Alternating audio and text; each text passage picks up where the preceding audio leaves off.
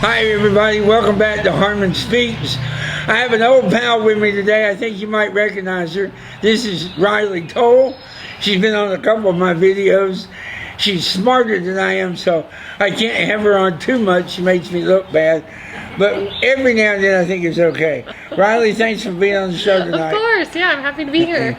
I'm very proud of her. She's about to graduate from the University of Tennessee, which I expected to be governor within about 5 years. And then maybe, no, she didn't want to do that. I'm not very political. She wants to enjoy her life, so good for her. I hope she does. But we're going to talk tonight about being an amputee and what that means to us, because April is not only Autism Awareness Month, it's also Amputee Awareness Month. And we need to make a legal footnote first. Yes, we are amputees, but we are what is known as a congenital amputee. Riley, why don't you explain to the folks what that means? Yeah, so a congenital amputee is basically I was born with my limb difference. So it's kind of interchangeable with limb difference or a congenital amputee. I didn't suffer any trauma after I was born. I was just born this way. And it happens for different types of reasons. I was just born this way because I had a blood clot. Okay. And I was born the way I was because of amniotic band syndrome, which means the interior of my mother's amniotic sac deteriorated during pregnancy. And as she used to joke, I never could leave anything alone, so I got tangled up in them and cut off circulation. And I got the best arm for poking your mom in the ribs that God has ever developed. And she reminded me of that my entire life. But anyway, she said, you used to hurt me so... Okay, Mom, I'm sorry. But anyway, so we're both born this way. And let's talk a little bit about how that's different. How do you think it's different to be a congenital amputee from being someone who loses a limb in life? Yeah, so one thing like I always talk about is that I never suffered a trauma, so I never knew what it was like to not have one hand. Right. So to me, to fathom having two hands, I just can't do it because I was born like this. Sure. I could never picture having two hands, and that almost makes it easier because I don't know what I could do with two. I just only know what I have. So like I would grow up as a baby, you know, using my congenital limb for everything that I wanted to do. So to me, it's very natural to have one hand and one arm. Right. Versus if I lost this hand, I don't know what I would do. It'd be very difficult to relearn how to do everything. Right. Yeah, it absolutely would. And with my hands being the different than most, there's nothing I really ever think about. I know how to do what I do. I can read, I can write, I can type, I can do all that stuff. I don't do real work with them because I'm lazy, but not because I don't have hands. My real disability has come in the lack of legs, the lack of feet, actually. And I'm going to show you a little bit more about that tonight. But that has been the real problem of my life. And I am very grateful that I never had to lose a limb, because that would be a lot to overcome. But as a diabetic, the threat's always hanging over my head. So I can't say never on that. I'm just going to say hopefully. Knock on wood. Yeah, that's right. And we've got some here. I did want to show you guys kind of what my prosthetic looks like. The one I wear now is a little different. There's a black wrapping around the ankle, and that's to keep it dry and safe, I guess. But the ankle itself is titanium.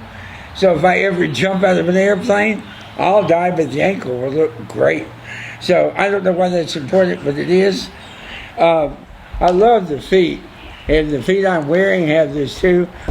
But you can see, look at those cute toes. Aren't they adorable? Can you paint them with fingernail polish? I could. I gotta be honest, I never have, but I guess I could. One thing I have done, and I've told this story before, but I love it. When my little boy was a baby, my wife would take the shoe off the end of the prosthetic to change it, and she'd say, "Tickle daddy, son." And he would start tickling my foot. And I don't remember what the cue was, but she would say something loudly enough that I'd hear it wherever I was, and I'd laugh in the other room. So, "Nathan, are you trying to tickle my leg, boy?" And he would just giggle. He thought that was so funny. And he was probably 4 or 5 before I realized that really didn't work. But it was funny while it lasted.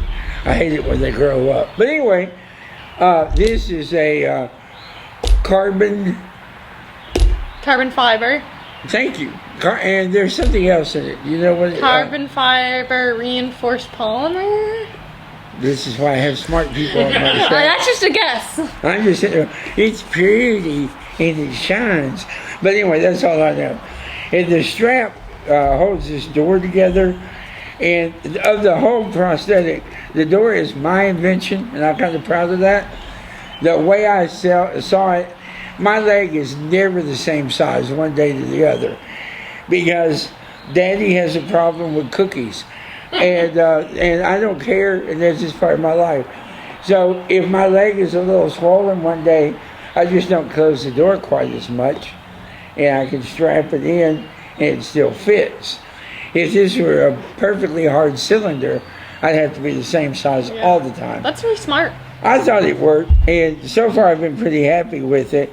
So if I get another one built real soon, we'll have the same door, because I'm not willing to have one built if it doesn't have that. Now, one thing I have never done, and I have been asked to, is to show you what it looks like when I take my leg out of the prosthetic. So tonight, I wore shorts. Yes, my legs look good. And I'm going to show you, I don't want to kick you. I'll be careful. I'm going to show you guys how this works. First of all, you don't really have to unstrap it, but I have some pain in this leg, and I'll explain why in a moment. And I find putting this on while it's strapped hurts a little bit at this point. So I will unstrap it if I can reach it. The little metal rings on the end of it are for my hand, so I can grab a hold of the strap and unstrap it. I did not think of that. I wish I had. And then you slip the leg out like this. Hopefully it won't wrinkle up too badly. It did not. And here it is. So, sorry. I'm not very coordinated. Here's my leg. I think you might see that I'm moving it just a little bit at the end. Yeah. I can move it a little, not much. I have the ankle, I have the heel, I just don't have the foot in the front. And a lot of time when you have part of the extremity missing on the end, the whole leg is shorter, like my arms are shorter. They're not as long as a man my size would normally have. So that has happened to me as well. This arm was rather petite compared to my size. And I've just gotten used to it and don't notice it. Same about the legs. I won't stand up for you because it hurts a lot. But if I stood up without the braces, I'm about 5'2" or 5'3". I'm fairly short. I'm the shortest member of my family. And they all remind me of that frequently. Fortunately, one day my older child was teasing me about it and came up and was towering over me and said, "Now I've got so much bigger than you, what are you going to do about it?" He kind of laughed, and I tickled him and made him bowl over, and I lifted him up and carried him around the house. And then when we got back to where we started, I sat him down and I said, "Any questions?" No, I'm good. I don't think I could do that now, but he's a lot older now. So anyway, this is the way it works. And right now, I am looking at having a new pair that's built for me. I have, since 2020, I have lost some weight, a fairly significant amount. And yes, I know I still need to lose more. Don't write me and tell me. I know. But I have lost a lot. And when you do that, the prosthetics don't fit as well.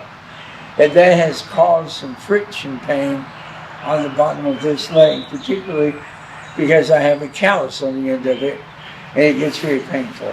So I am looking to have a new one built, and if I get it built, this gel sock here, this is the main sock. You can see it. It's kind of flesh colored. Neil, can you see that? Yep. That's called the gel liner.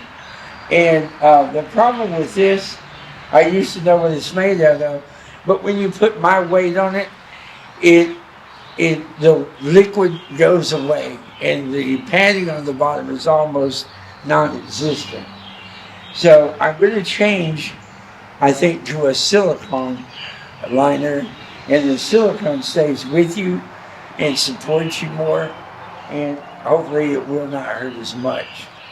It's important to stay up to date on these things, because if you go to the same prosthetist all the time, they're going to want to sell you what they've always sold you, and whether it's really best for you or not, unless you get a really great one. And good luck. I hope you find what you needed.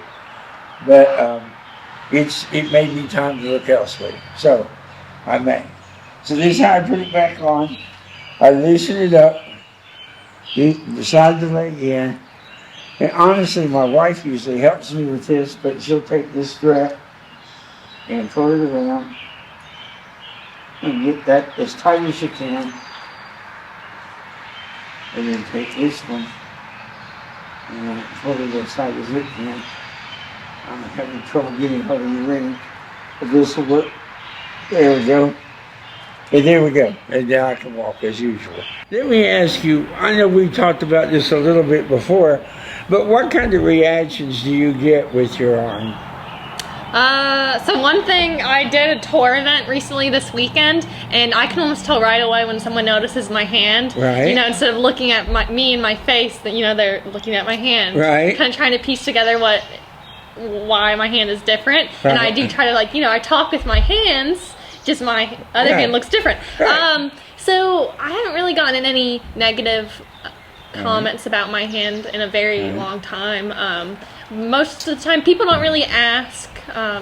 I think they think it's inappropriate to ask, and you know, there are appropriate and inappropriate times, so I understand the confusion. But yeah, most of the time I just kind of see some looks. Right. Now you brought your prosthetic with you, right? Let me see it. Okay, so Tell us about it. So I don't wear a prosthetic on the typical basis because I find I did wear them as a kid, and I found they hindered me more than helped me. But recently I got really into weightlifting. So obviously, of course you did. Of course. I mean, you wouldn't tell, but I got some muscle. Yeah, whatever. So yeah, I wanted to try a new sport, and obviously I can't. I was doing weights with this arm, and this arm has a lot of muscle imbalances than this arm, and that's a problem. So basically, there's the risk of when I'm older one day, I'll start losing function of this arm because I overused it. Right. Right. So, you know, when I'm trying to work out, I need to make sure I'm working out both arms. Right. So my prosthetic hand is fitted to me, and it's carbon fiber. The way it stays on is through my elbow, so I'll put it on. Sure. I didn't bring a sock, but I can't extend my arm all the way. It's slightly bent, and that's because the elbow is holding it on. Tell me why you wear a sock. I wear a sock because it makes it more comfortable. So right now, it's fitted a little bigger than my hand, so I can wear the sock. But yeah, it makes it more comfortable. And then when I sweat, the hand isn't like moving around in there. The sock holds my sweat. So it gets kind of gross, but yeah. But that's just part of it. Yes. Yeah. So then this is the arm. There's no hand yet. And that's the cool part about it. So TRS Prosthetics sells these, and you like open this latch, and then they sell the different attachments. So I got 2. Okay. And this is one I use for yoga. So you just snap it in there and close it, and it's not coming off. So that way, when I'm doing like a push-up, my palm and the prosthetic limb are the same distance. So that way, like when I'm doing push-ups, my shoulders aren't imbalanced. I'm able to do everything on the same level, and that's helped a lot. With push-ups and yoga. I used to have a lot of back pain because of the imbalances, and then when I started using the prosthetic, I had back pain again because then my body was getting used to using the prosthetic, but it's gotten a lot better now. And then how this guy works is this is the same. It hooks into there, and you can rotate it. So like if I want it here, I can put it there if I want, or I can put it there. And then you put your dumbbell or barbell in here. I didn't bring one, and then you close it and just clamp it down. So like you'd want to get this as tight as you can so the dumbbell won't come off and hit your foot. But yeah, so just pretend the dumbbell would be in there, and then I can do like my bicep curls or those, all that stuff. So yeah, that's how it holds it, and it can hold up to like 400 pounds, I believe, but obviously I'm not going to get even close to that. Yeah. So yeah, it's pretty strong. It's very So how handy. much can you lift? Well, it depends on what you're asking. Like, lift Well, what? if you're curling. Okay, if I'm just doing bicep curls, like, I can probably only do like 3 reps of 20, but if I do like 10, I can do 10 reps. That's pretty good, though. And so, like, basically this arm is way stronger than this arm. Of course. So, like, this arm feels like I need to go up in weight, but I'm not letting myself, I'm trying to let this one catch up. Right. Yes. I don't know why, but it's the opposite for me. My shorter arm is stronger. Really? Yeah, if I go through an airport and I got to carry luggage, always in this arm. I just hook it around and pick it up and carry it. This arm will give out. Especially maybe because of the fingers, they're not very strong. But even if I try to curl it up, I can't hold it long. This arm can carry it all day long. And that's because of the distance. So I took a biomechanics class. It's because that arm is shorter. It doesn't have as much what's called distance to travel. Gotcha. And I'm sure it's also because of your muscles too. Well, there's no doubt about that. Yeah. I don't want to brag. I'm trying not to rip my shirt when we're talking about it. But anyway, yeah, you were talking about lifting dumbbells, and I thought, in my world, I'm the only dumbbell I know. I don't lift any others. So, okay, but that's fine.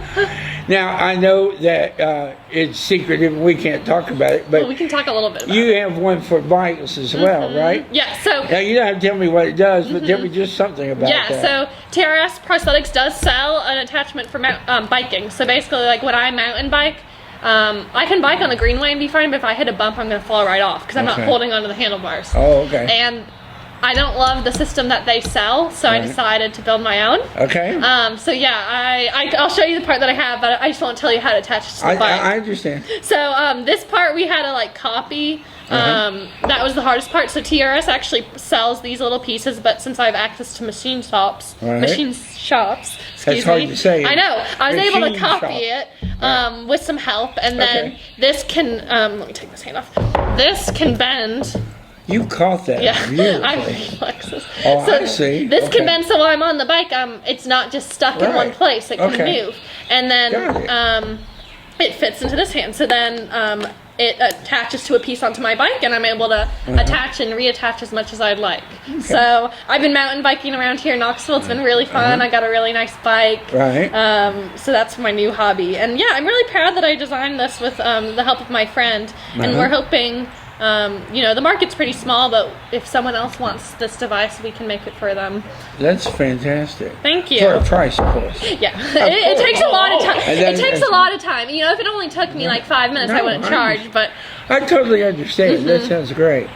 So what you're finding is with your life, just because you may be an amputee does not really hinder you in any way. No. So I always say I just do things differently. Right. And then because I do things differently, that kind of sparked like how I'm interested in design. So I'm going to be a design engineer when I graduate, when I grow up.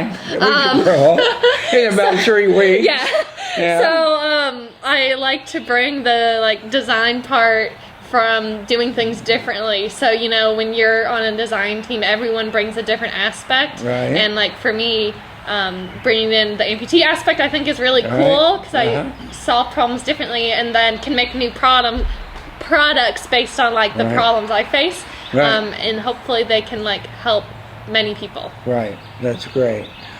Now, one thing I want to add is I've told you I'm having a little problems with my legs, and one thing I've talked about in an earlier video is the need to self-advocate. If you just go to a shop and tell them what your problem is, they're going to offer you usually the easiest solution they can offer. And I'm going to go all the way to Nashville tomorrow to say no, because I don't think they thought about it enough to come up with a solution that's right for me. Yeah. So I'm going to find it. I'm not going to promote anybody today, but I'm going to find somebody who listens to my needs and can give me a solution, hopefully several, so that I can pick what works for me and what's best. Never ever take the first thing offered. You will never be happy with that. And I have learned that is the most important thing my amputation has taught me. Never settle. You have to have what you have to have. One of the greatest joys of my life is walking. I love getting out and walking around my neighborhood. I do a 2-mile-a-day walk. I can't do that now. There's too much pain. And it affects my joy when I can't get out and do that. So if you're at home and you are also an amputee, I want to urge you, please get out in the world. Find a way to make whatever you need work. There are people out there that will listen and help. There are a lot of people who will support. Life is good and I enjoy it. I know you enjoy yours. And I'm looking forward to seeing what this young lady will come up with. She's way too smart to fall into the woodwork. She's going to make a difference. And I'm very proud of her. It's a joy to have you on my show. Yes, of course. It's always so fun. Thank you. Hopefully we can do this more. Yes. And I just really love to have you on. Thank you for joining us. Please remember, we're trying to make a difference in the world. So help us by subscribing to the channel. Please like our episodes if you like them. And please pass them on to your friends. Help us make the difference we're longing to make. Thank you for all you do for us. We'll see you next time.